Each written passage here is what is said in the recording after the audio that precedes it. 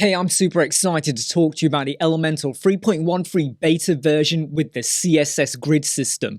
Now, this has already been demoed today by Elementor, but I want to go in a little bit deeper, just give you my take on it. Now, to get the beta version, you do have to sign up for it. So go over to WordPress, Elementor, go to Tools, go over to Version Control, and then down here, you want to enable beta testing.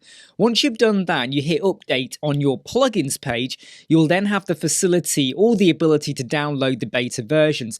Now, only do this on a testing or a staging website. Do not do this on a live production site because things can break or go a little bit sideways, so you don't want that. Once you've got the plugins updated, go over to the features and make sure the grid container is active. You got to make sure the Flexbox container is also active, but the grid container is the big one. So we're over in an Elementor page, and right now you're probably thinking, well, what's the big deal about CSS grid? We hear about it all the time with other page builders, and a lot of people have said, when are Elementor going to get it? And of course, there were people that saying, well, it's never really going to happen because of the infrastructure and the way things are set up. But what Elementor have done is brought out their way of doing the CSS grid, and I think it's going to open up a lot more opportunities for what you can do when you start building your pages. Now, at the moment over here, I have two containers because you can convert a container that is built with the Flex system to a grid and the other way around. But I want to just quickly go over the Flex before we jump into the grid. Here we have two containers, okay? Container number one at the top here has nothing but a header and a text editor. Okay, bear that in mind. And container number two, which sits below, that has two child containers. And inside of each child container, we have what I did before, header text editor, header text editor. Now, if we go to the first container, there is a new setting that states Flexbox. And we can see what we have. I've already stated it's just a header and a text editor. Watch what happens when I convert it to be a grid.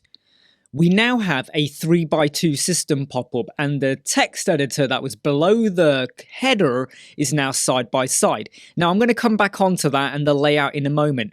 Let's now go to the second container that had two child containers, and we had header text, header text. Let me now convert that to also be a grid. The child containers are maintained, but they're now sat side by side, very similar to what we have here. And if you ever wanted to flick back into being a Flexbox container, you could do. Right, let's just get rid of that one and just focus on what we have here at the moment. So we have a grid system, which is a 3x2. You can see the setting here for how many columns we have and how many rows. If I was to change that to be a 3, you can see what happens. If I was to change that to be a 5, it's pretty elementary at this point. I've popped it back to be a 3x2. Now, the settings for this are actually really simple. I'm going to give this a boxed width of 900.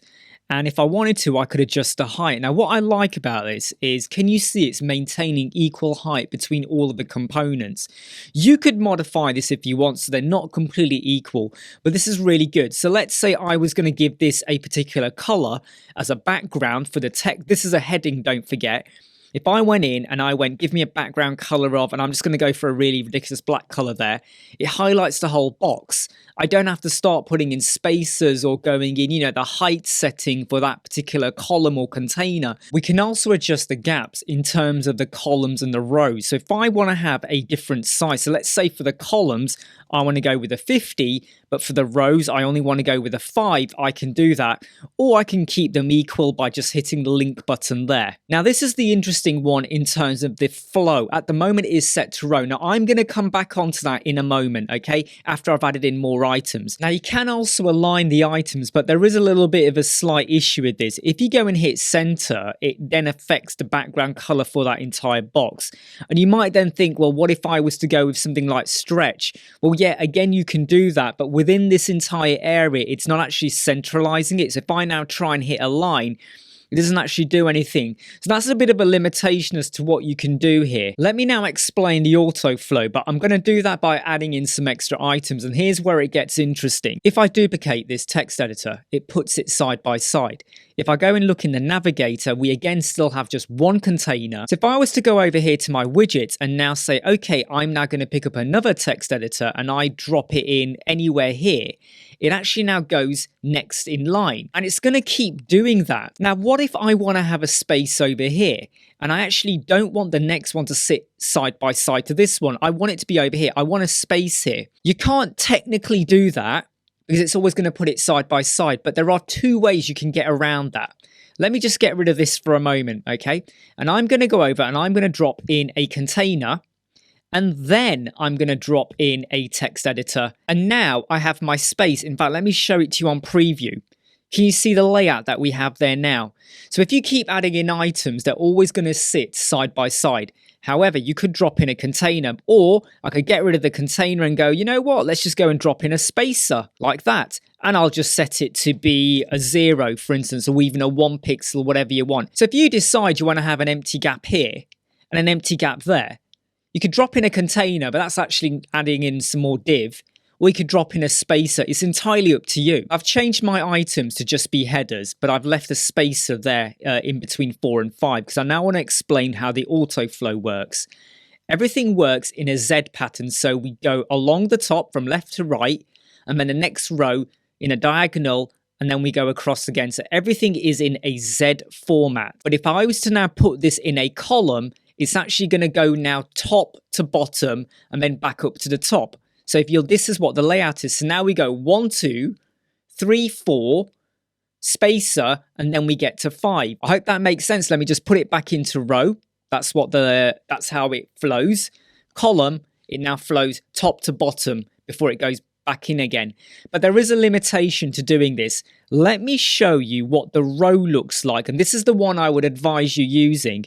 If you were to now put this into mobile format, 1, 2, 3, 4, 5. There's a bit of a gap there. You could adjust that with your margin because it's an empty spacer. That makes logical sense. But if I was to now pop this into column, it doesn't look so good anymore, does it? We now get 1, 2, 3, 4, 5, and you don't have a separate setting over here to say, okay, on the desktop I want column, on the mobile I want row. So my opinion is that you leave it on the row, because I think you can control how it works. I mean, you just got to think about your layout, which you should be doing anyway. Of course, you can do a lot of this with Flexbox Container. Look, I'm going to show you again. If I just go over here and set this to be back a Flexbox. So when you set it as a row, do your wrapping, obviously adjust your custom width. You could get it to replicate very much what we have here. But this kind of just gives it to you. So it's a lot easier for you to be creating a grid system. But what if you wanted cell number 1 to actually stretch to cover double the width of what it currently is? Well, okay, let's have a go at that. Let's go over here, and I'm first going to set my entire grid spacing to be zeroed out like that. I'm then going to ensure this is a 900 pixel width.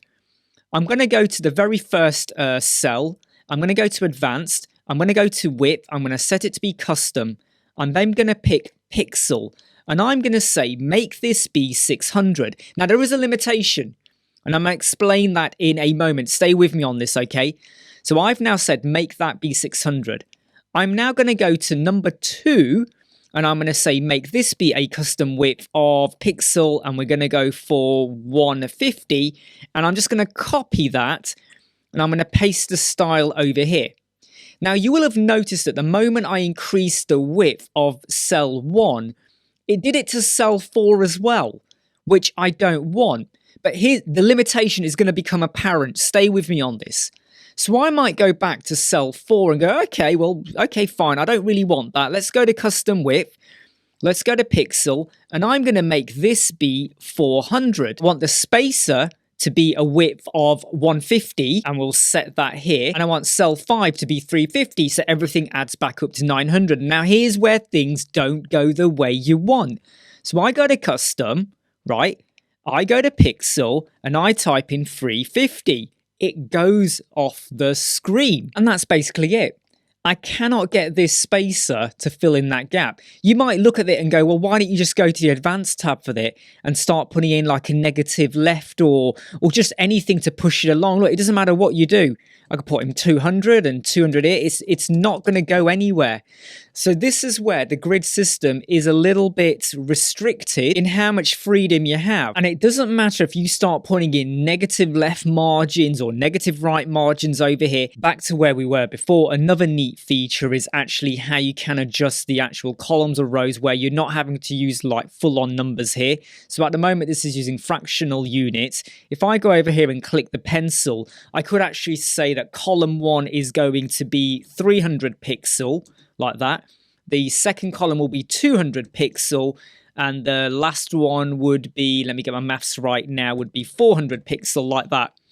So what we now have is a slightly varied layout. Of course, though, a little bit like what I did earlier, where I set the custom width and then everything below started to follow suit.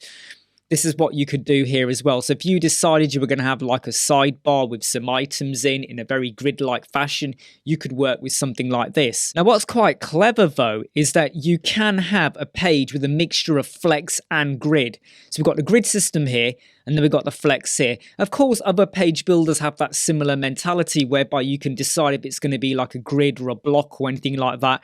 But I'm really glad we've got that, and it's not a case of, right, the minute you use grid, you are now locked down to using it. This is early days. This is the beta version. I'm sure there'll be improvements or changes before we get to a final version.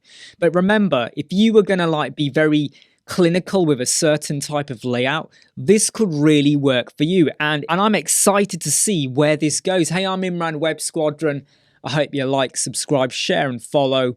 I'll see you soon. Never break, always fight, never quit, do it right, play the game, win it life, have no shame, there's no time, feel the pain, live the grind, I could change, in my mind, pick a lane, commit and climb, the only way to win it life, I never miss, that's fact, taking big swings, bitch, hand me the bat, put me in the ring.